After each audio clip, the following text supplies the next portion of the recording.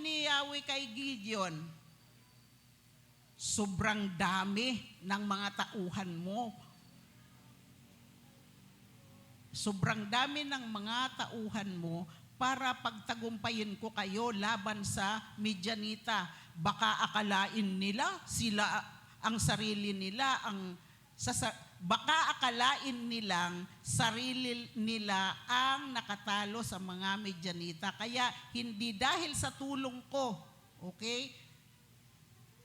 Amen. Sabi ni Lord, hindi dahil sa tulong ko, kundi sa lakas nila, kaya sila nanalo. Kaya ang ginawa ng Diyos, merong 22,000 warriors si Gideon. Ang sabi ni Lord, napakarami niyan. Baka akalain nila na kaya mananalo sila sa digmaan dahil sa kanilang mga lakas. Hindi. Bawasan mo sila kaya mananalo sila dahil sa tulong ko. Dahil sabi nila, pagtatagumpayin kita, Gideon, ipinangako na po yun.